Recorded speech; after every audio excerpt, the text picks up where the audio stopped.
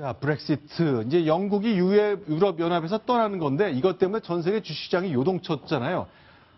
우리는 뭐 3천조가 전 세계에서 주가가 빠졌는데 역시 뭔가 다른 사람들이 있습니다. 대박을 터뜨려니 과연 어떤 사람들인지 국제부 김정환 기자와 함께 얘기 나눠보겠습니다. 누군가요?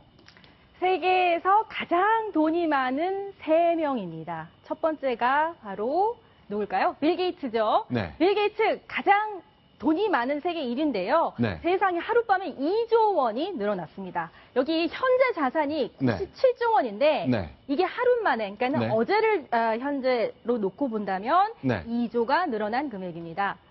아니 근데 전 세계 주가가 다 빠지고 뭐 변동은 시키고 있습니다만 어떻게 빌 게이츠는 무슨 재주가 있는 건지 모르겠네요. 또 가장 두 번째로 돈이 많다는 워렌 버핏은 또 어땠습니까? 워렌 버핏은 세 번째로 돈이 많은 사람이고요. 네. 이제 두 번째가 오르테가라는 그 자라라는 그 옷 기업을 갖고 있는 사람이죠. 네. 그런데 워렌 버핏도 여기서 보시면 76조 원이 현재 자산 규모인데 네. 세상에 하룻밤 사이에 8,800억 원이 늘어났습니다. 그래서 네. 제가 앞서 말씀드렸던 이 3명, 오르테가까지 합쳐서 이 3명이 하룻밤에 벌어들인 돈이 5조가 넘습니다. 세 사람이 하루 동안 5조 원을 벌었다. 그렇습니다. 그런데 아니, 네. 이제 브렉시트 때문이라고 보기보다는 네. 이 사람들이 자산을 관리하는 법이 네. 세계적인 슈퍼리치다 보니까는 그만큼 또 특별한 그들만의 법이 있겠죠. 네. 유동성 자산이라던가 여러 가지 현물 자산을 아주 골고루 안정성 있게 배분을 했습니다. 빌 게이츠 같은 경우에는 현금성 자산이 본인 자산의 반절을 넘긴다고 하고요. 네. 아까 말씀드렸던 오르테가 같은 경우에는 옷 브랜드죠. 자라의 모기업을 갖고 있는 창립자인데 요즘 그 회사가 엄청나게 매출액이 좋다고 합니다. 근데 빌 게이츠는 그동안 기부를 너무너무 많이 했잖아요. 수십조를 기부했다고 들었는데 이렇게 하루에 2조 원씩 늘어나니까 기부를 좀 더 해야 되겠네요. 제가 빌 게이츠한테 한번 편지라도 써볼까요? 네. 자, 그러면요. 영국 얘기를 좀 안 할 수 없는데 영국의 런던 하면은 그 미국의 뉴욕에 이어서 유럽 금융의 중심이잖아요. 그렇죠. 그러나 자, 그 지위를 잃을 가능성이 커졌다는 겁니다. 뉴욕타임스가 그럼 과연 런던 이후의 금융중심이 될 도시는 누굴까 꼽아봤죠. 네, 뉴욕타임스가 전문가들에게 물어도 보고 또 EU 내 보고서를 집중적으로 분석을 해서 네. 낸 결과입니다. 1위가요, 의외죠. 네덜란드의 암스테르담이 런던을 대체할 런던을 대체할 금융 허브다. 왜냐면은요, 여기가 영어도 다들 국민들이 잘하고 네. 규제도 완화가 된 편이고요. 네. 그리고 교육, 환경, 의식주, 문화생활까지 이 깐깐한 금융인들의 구미에 맞출 수 있는 여건을 갖췄다고 합니다. 단 하나는 이제 그 금융 임직원들의 연봉의 20% 이상은 보너스를 받지 못하게 되어 있답니다. 그래서 그 부분이 만점 60%를 받지 못한 이유고요. 인구 800만 밖에 안 되는 네덜란드의 도시 암스테르담이 1위를 차지했고 2위는 독일의 프랑크푸르트. 그렇죠. 뭐 대도시니까 그렇겠죠. 그렇죠. 여기 같은 경우도 네. 어떻게 보면 이미 EU에 그 여러 은행들이 들어있고 독일의 금융 수도이기 때문에 어떻게 보면 예상된 결과라고는 볼 수 있는데 런던과 프랑크푸르트가 서로 견제하는 어떤 금융 세력을 견제하는 그런 역할을 해왔기 때문에 일각에서는 프랑크푸르트에 너무 많은 힘이 또 실리면 안 된다 해서 좀 경계하는 그런 시각도 있다고 합니다. 3위는 비엔나인데요. 여러분들이 잘 아시는 이 파리, 오늘 올랑드 대통령 같은 경우에는 우리가 유럽권의 금융 수도가 되어야 된다 해서 우클릭을 했습니다. 원래 본인이 그 선거 정치를 할 때는 여기 그들은 금융산업은 우리의 적이다 이런 얘기까지 했는데요. 오늘은 우클릭을 하면서 규제도 낮춰주겠다. 세금도 깎아주겠다. 그러니까 파리로 오라 했는데 왜 파리가 5위밖에 못했을까요?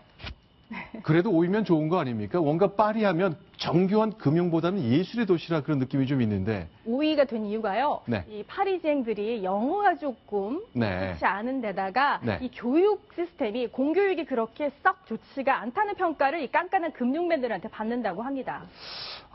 역시 영어 경쟁력도 이런 순위를 매길 때 좀 반영이 되는 것 같군요. 자, 그러면 영국에서는 속았다고 얘기합니다. 후회한다고 얘기하잖아요. 그런데 독일이나 프랑스 같은 공교육을 중시하는 그 나라에서 볼 때 영국의 뭔가 다른 교육, 엘리트 교육 때문에 이런 일이 생겼다는 해석을 내놓는다면서요? 네, 이제 독일의 빌트지에서 얼마 전에 내놓은 분석인데요. 어떻게 보면 브렉시트가 아니라 저맨시트였다면, 그러니까 깐깐한 검증을 독일 같은 경우는 했을 것이다. 그런데 브렉시트 같은 경우에는 이 사립 엘리트 교육을 받고 있는 정치인들이 자신에 찬 어떤 확신이나 신념보다는 상대를 설득하는 일종의 선동 정치에 힘을 쏟다 보니까 깐깐한 검증보다는 어떤 민심을 좀 좌지우지하려는 이런 선동 정치의 어떤 그 가장 나쁜 예를 이번 브렉시트를 통해서 보여줬다. 이런 분석이, 비난이 또 독일 여론을 중심으로, 언론을 중심으로 나오고 있는 상황입니다. 자, 엘리트 교육이라면 이제 대륙엔 잘 없는 영국 섬나라의 특징인데, 그렇죠. 이튼 스쿨, 뭐 옥스퍼드, 케임브리지 이런 데 나온 사람들이 그렇게 말을 잘하고 설득을 잘하는 겁니까? 근데 이제 자기 확신, 이건 이제 제 분석이 아니라 네. 영국 특파원, 빌트제이 영국 특파원이 얼마 전에 낸 분석인데요. 자기 확신이 먼저 있고 철저한 검증이 있어야 상대방을 설득해야 되는데 이튼 스쿨이나 옥스퍼드를 나온 수재들을 제가 일반화해서 폄하하려는 건 절대 아니지만 그들이 받는 어떤 커리큘럼 교육을 보면 상대방을 설득하고 말로 싸워서 이기는 이런 어떤 선동 정치의 예비생 교육을 받다 보니까 이번에도 영국 국민들에게 정직하게 다가가기보다는 본인들의 어젠다를 실현시키려는 일종의 선동 정치를 선보였다. 이런 비난을 받고 있는 겁니다. 네. 이번 브렉시트에도 아주 재미있는 일이 많이 벌어졌는데요. 네.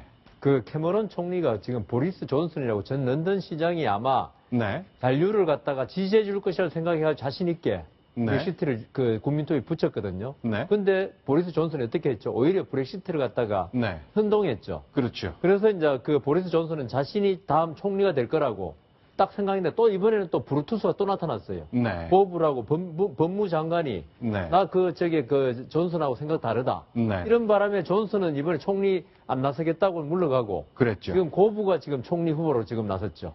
그래서 네. 이번에 이 브렉시트를 둘러싸고 정치적 음모도 네. 계속 반전에 반전을 거듭해서 무슨 드라마를 보는 것 같더라고요. 네. 자, 그런데 이제 문제는 남성들이 일으켰는데 이런 문제 해결하는데 영국 여성 정치인들이 전면에 나섰다는 사실 하나둘씩 보도가 되고 있죠. 네, 뭐 일간지에서는 사고는 네. 남자들이 치고 수습은 여자들이 한다, 뭐 이렇게 했는데 네. 일반화의 의류를 해서는 안 되겠습니다만 지금 보시는 대로 각 당수, 그러니까 차기 당수 후보들이 다 여성입니다. 영국 양당 대표의 여자 주자들이 도전을 하고 있는데요. 가장 최장기 내무장관이었던 메이 내무장관 같은 경우가 보수당 당수로 지금 유력시 되고 있고요. 일간지 보도를 보니까 61% 이상이 메이 내무장관이 향후에 또 그 여권을 이끌어갈 당수라고 보고 있다. 이런 분석들이 이어지고 있습니다. 자, 어제 소개시켜드린 대로 27년 만에 그 마가렛 대처 이후에 여성 총리의 등장을 눈앞에 두고 있는 것이 영국. 결국 사고는 남자치고 수습은 여자가 한다는 해석을 낳게 하는 장면이 섬나라 영국의 정치에서 벌어졌습니다. 자, 이제 브렉시트 관련된 여러 가지 이야기 김정한 기자와 얘기 나눠봤습니다. 고맙습니다. 감사합니다. 자, 이번엔 9번째 소식 보겠습니다. 순위 확인합니다.